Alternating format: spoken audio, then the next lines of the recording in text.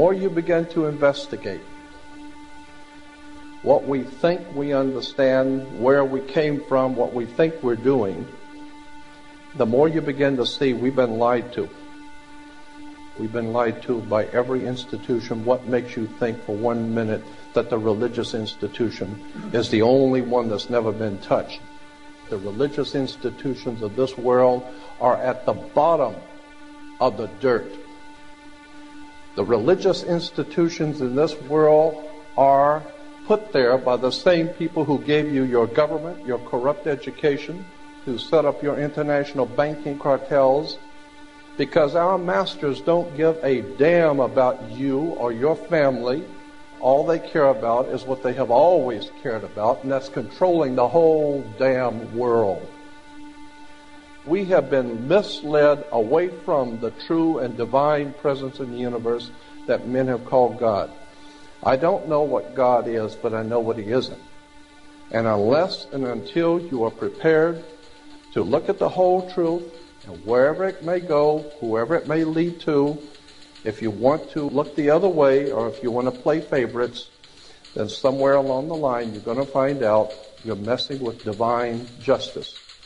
The more you educate yourself, the more you understand where things come from, the more obvious things become, and you begin to see lies everywhere. You have to know the truth and seek the truth, and the truth will set you free.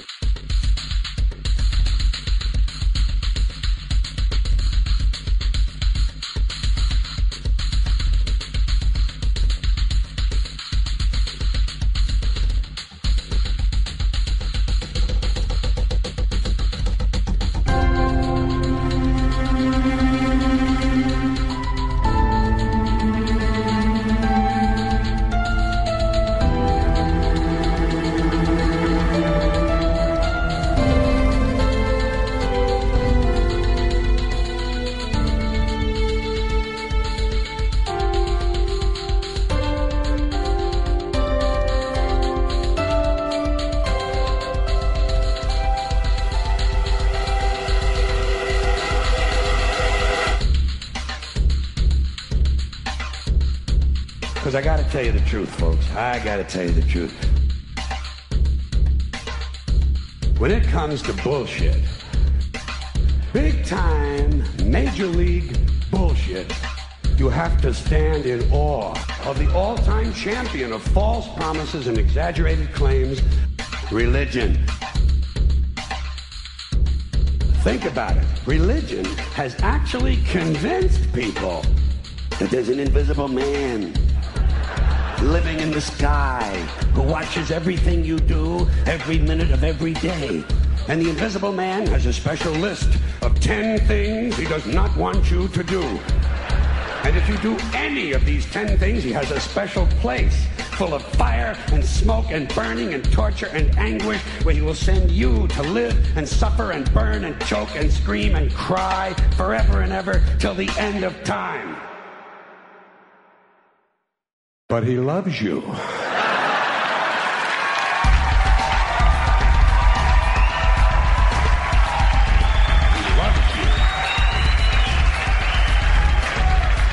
He loves you and he needs money. He always needs money. He's all powerful, all perfect, all knowing, and all wise. Somehow just can't handle money. Religion takes in billions of dollars, they pay no taxes, and they always need a little more. Now, you talk about a good bullshit story. Holy shit.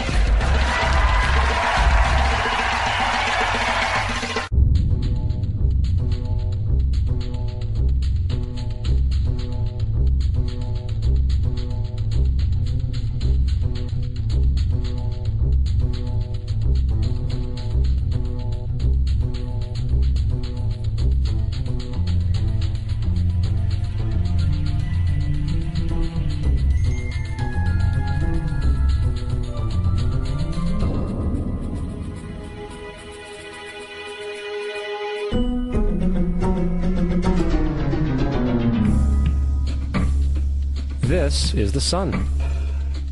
As far back as 10,000 BC, history is abundant with carvings and writings reflecting people's respect and adoration for this object. And it is simple to understand why, as every morning the sun would rise, bringing vision, warmth, and security, saving man from the cold, blind, predator-filled darkness of night. Without it, the cultures understood, the crops would not grow, and life on the planet would not survive.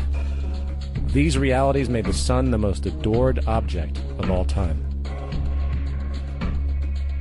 Likewise, they were also very aware of the stars.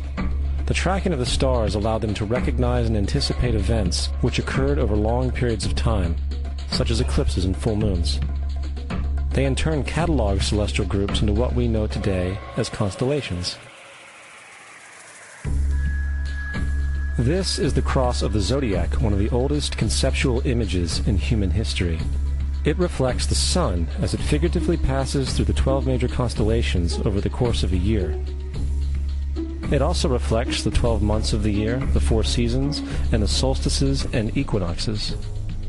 The term zodiac relates to the fact that constellations were anthropomorphized, or personified, as figures or animals. In other words, the early civilizations did not just follow the sun and stars, they personified them with elaborate myths involving their movements and relationships. The sun, with its life-giving and saving qualities, was personified as a representative of the unseen creator or God, God's Son, the light of the world, the savior of humankind. Likewise, the 12 constellations represented places of travel for God's Son, and were identified by names, usually representing elements of nature that happened during that period of time. For example, Aquarius, the water bearer, who brings the spring rains.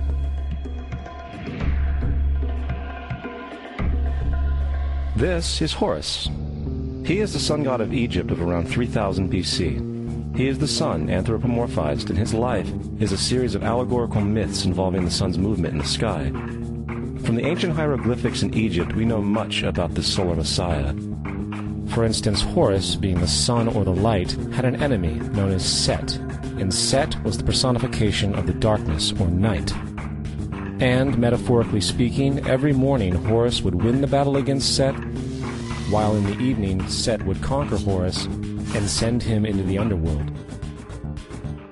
It is important to note that dark versus light, or good versus evil, is one of the most ubiquitous mythological dualities ever known, and is still expressed on many levels to this day.